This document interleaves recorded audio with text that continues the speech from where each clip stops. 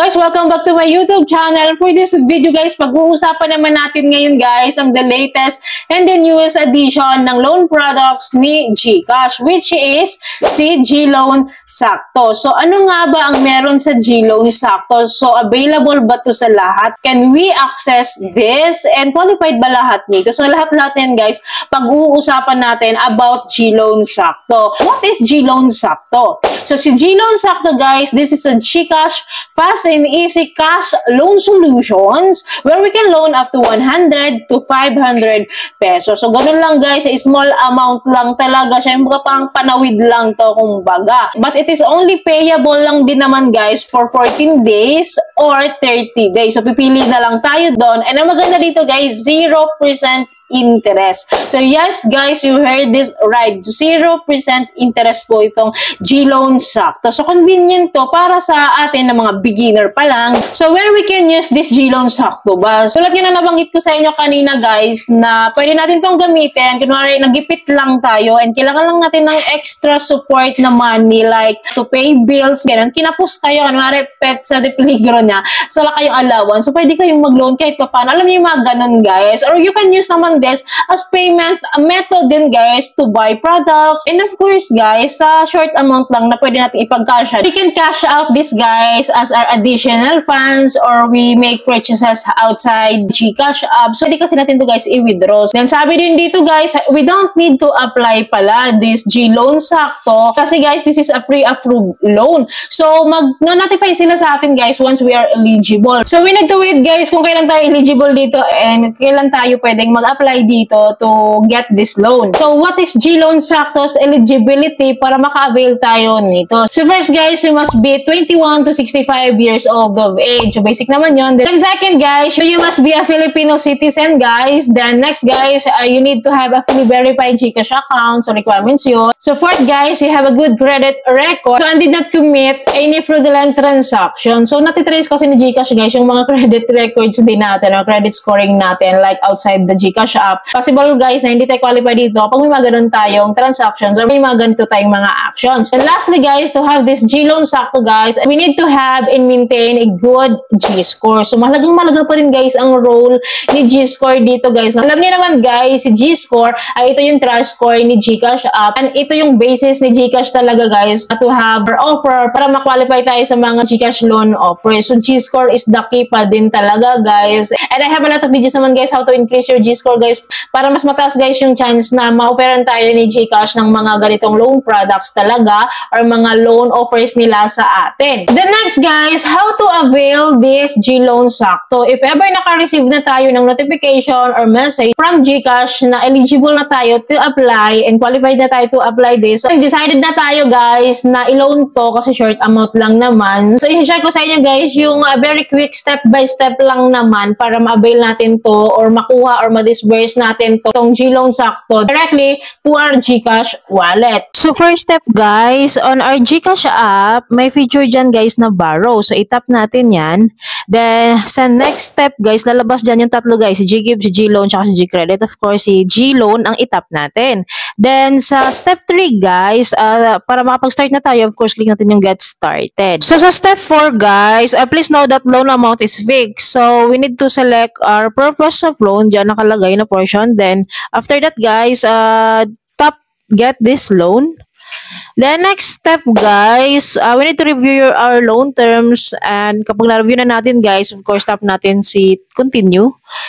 Then after that guys, we need to review our personal information naman.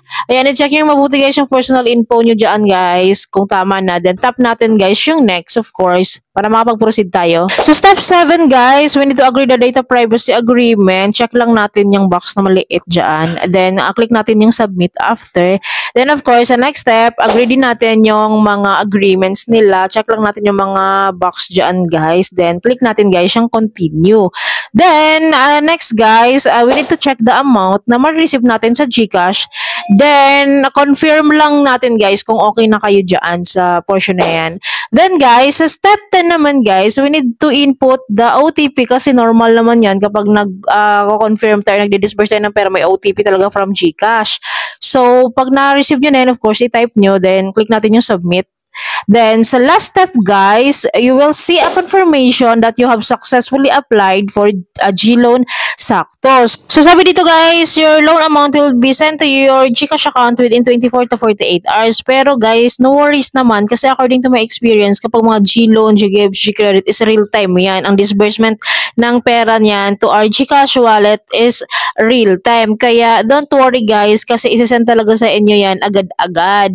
Oh, ganun lang talaga siya kabilis guys. Medyo marami lang siyang steps. Pero guys, pagka ginawa nyo na kayo ng actual, napakabilis lang yan. Siguro kayang-kaya nyo yan within 1 to 2 minutes. Kayang-kaya nyo nang i-disburse yung pera na yan to your GCash wallet. So next guys, ano nga ba ang comparison nitong GLoan versus GLoan Sakto? So guys, bibigyan ko lang kayo ng brief description nitong comparison na to between GLoan versus GLoan Sakto. So si GLoan guys ay long-term loan, while si GLoan Sakto ay sakto lang, charot. While si GLoan Sakto guys is short-term loan lang siya. And then as you can see naman din guys, sa loan amount ni GLoan is talagang big amount siya. Like nag-start siya ng 1,000 to 125,000, while GLoan Sakto guys is nag-start siya ng 100 to 500 pesos. So malayo ang diferensya. So guys, bali ito kasi guys yung mini loan ni GLoan. Talagang ginawa lang talaga to guys para maabot talaga yung masa. So GLoan Sakto guys is designed to reach people talaga guys which are not qualified yet sa GLoan. Si GLoan Sakto guys ay nagsaserve bilang pinaka-entrance natin sa ating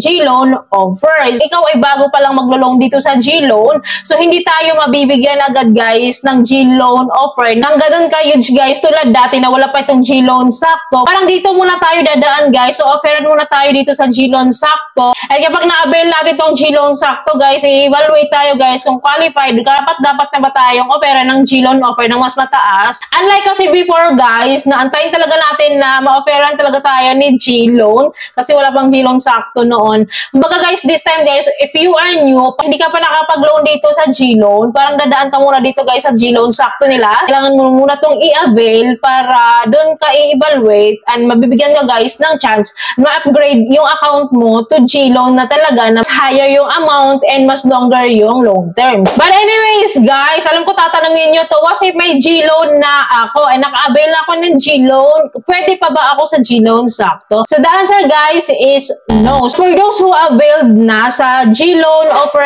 ni GCash, nakapag-avail na kayo and talagang user na kayo ni GLoan talaga and nagre-reloan na lang kayo dyan, is hindi na talaga tayo pwede dito or hindi na talaga tayo qualified dito sa GLoan Sakto ni GCash. So this is just only guys for those who have not yet availed the GLoan. Never pa talaga sila guys na offeran ng GLoan. So ito kasi yung bago ngayon ni GCash. No worries naman guys kasi darating talaga kayo sa time na ma-offeran din kayo ng GLoan talaga, which is the higher amount na pwedeng i-offer sa inyo ni GCash. But for now guys, sa mga naabutan ng ganitong sistema ni GCash is i-avail nyo muna to para guys ma-upgrade yung loan offer sa inyo to a higher account or to a higher amount naman. Lastly guys, please guys, lagi kong sinasabi sa inyo to na maintain and increase your good G-score. Kasi guys, ito talaga ang pinaka-basis ni GCash. So, kasi ito nga yung trust score nila sa atin. So yun guys, I hope may natutunan kayo sa video and I hope guys nakatulong tong video sa inyo. Kung nagustuhan niyo yung video guys, please don't forget to like, share, and subscribe. And click nyo guys ang bell button para updated kayo sa mga bago ko pa pong mga videos like this.